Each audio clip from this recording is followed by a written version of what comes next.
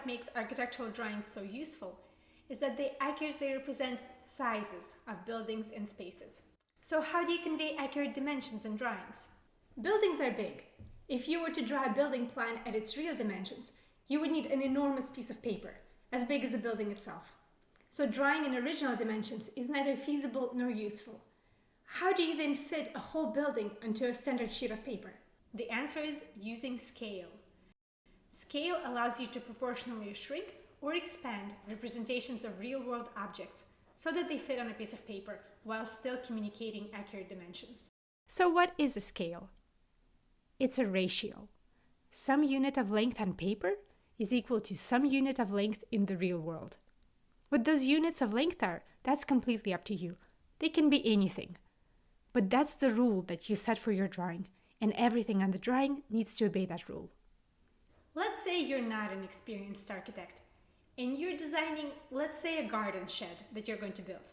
Let's say you set your scale to be the length of one blueberry on paper is equal to the length of one banana in real life. That's totally legit. You can do that. So if you draw your shed to be 20 blueberries long on your piece of paper, then in reality, your shed should be 20 bananas long. When you get to building your shed, you will take a banana and you will go and measure the length on the ground that's equal to 20 bananas. However, bananas don't come in standard sizes. Sometimes you get jumbo bananas. Some bananas are tiny, like tropical mini bananas.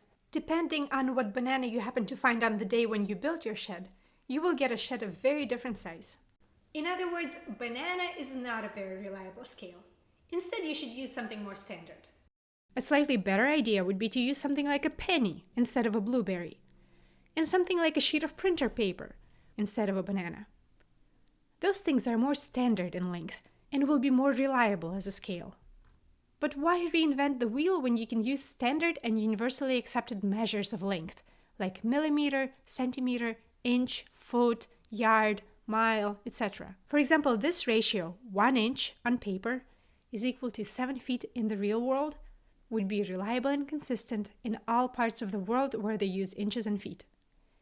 And this ratio, 1 millimeter on paper, equals to 28 centimeters in the real world, would be reliable and consistent everywhere where they use a metric system. If you know how to convert centimeters into millimeters, you could rewrite this ratio to 1 equals to 280. Now that you understand that a scale is a ratio of some length on paper to some length in the real world, let's talk about practicality and convenience. A blueberry to banana or 1 inch to 7 feet are not very convenient scales to use. But luckily, people have been drawing and building buildings for millennia. And by now, architects of the world have long figured out and agreed upon what scales are convenient to use. While you can set up whatever scale you want, it's better to use one of the agreed upon scales. If you live in the United States like I do, or in Liberia or Myanmar, you will likely be using one of the imperial scales with inches and feet. If you live anywhere else in the world, you're in luck. You will use a metric scale, which objectively makes much more sense. Let's look at the commonly accepted imperial scales first. To use any of these scales, you need a simple ruler with inches and your brain. There's also an option not to use your brain, in which case you'll need to go find yourself one of those special triangular architectural scale rulers. It does all the conversions for you. The smallest scale that you will probably want to use is 1/32 of an inch equals to 1 foot. 1 foot in real life is drawn as 1/32 of an inch on paper. Why 32? Because on a ruler, 1 inch is sometimes divided into 32 sections. And this is the smallest portion of an inch that you can confidently measure with a ruler.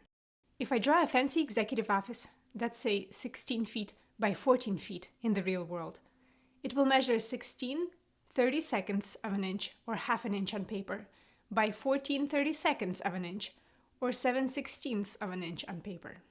You can see that this scale is too small for a floor plan. You can barely see the door, and it's too small to show any furniture, equipment, or any annotations. But it can be useful for site plans that show bigger areas. The next scale up is 1/16 of an inch equals to 1 foot. 1 foot in real life is equal to 1/16 of an inch on the paper. The same office at this scale will look like this. You can start showing some furniture and windows, but it's still too small for any details or annotations. 1/8 of an inch equals to 1 foot. This is where it gets good. One step up and now the plan is clearly legible. You can see wall thicknesses, openings, all furniture and equipment, and there is enough space for notes, tags, and annotations. This scale is also the easiest to use with a regular ruler. 1 inch is divided into 8 clear portions, each of which represents 1 foot in the real world. 1/4 inch is equal to 1 foot. The plan is getting even bigger. This is a very comfortable scale for annotations. It works well for complex designs, custom homes, or specialized plans where you're showing finishes or equipment. For a regular floor plan, especially the one that's not showing furniture, this scale may be getting too big. 1/2 an inch equals to 1 foot. Now our office barely fits on a sheet of printer paper. This scale is an overkill for a typical floor plan, but it may be useful for specialized conditions, for very small buildings, or other drawings like elevations or sections. The next steps are 1 inch equals to 1 foot, 1.5 inch equals to 1 foot, and 3 inches equal to 1 foot. These scales are for details, millwork, and mock-ups. To recap, if you're trying to select a scale to use for your architectural floor plan or building elevation or section, this is your home base. Stick to one of these and you'll be good. Now I feel that I should mention the architectural scale ruler. It is my opinion that if you use one of the commonly accepted scales that I mentioned, you don't really need one. But it can simplify things, especially if you're trying to be very precise. The scale ruler has 6 edges, and each edge has 2 scales, one on each side. So this ruler contains 12 scales. You just need to rotate it until you find the scale that you need. Say you have a drawing that's drawn at a 1/4 inch scale, and you want to measure something on it. Let's say the length of this piece of furniture. Find the edge that says 1/4 inch. That's the edge that you will be using. There's 0. On one side of 0, there are divisions that indicate feet. On the other side of 0, there are smaller divisions that show 12 inches that make up 1 foot. So when we measure the length of a line on the plan, we position the beginning of the line at a full foot so that the end of the line is at 0 or overshoots 0 by a little bit. And now we read the divisions. This line is 5 full feet and let's say 7 inches long. You may also notice that your scale ruler has other scales that I haven't mentioned, like 3/32 of an inch equal to 1 foot, 3/16 of an inch equal to 1 foot, 3/8 of an inch equal to 1 foot, and 3/4 of an inch equal to 1 foot. So how come I didn't mention them? That's because throughout my school and professional work, I have been advised over and over again to avoid them as much as I can. Say you're drawing a plan, and you still can't decide whether to use 1/4 inch or 1/8 inch scale. Say the building at 1/4 inch doesn't fit well on your page. An 1/8 inch scale leaves a bit too much white space. Your instinct may suggest finding a scale in between. In this case, 3/16 of an inch equal to 1 foot. Should you use it? Well, most architects wouldn't.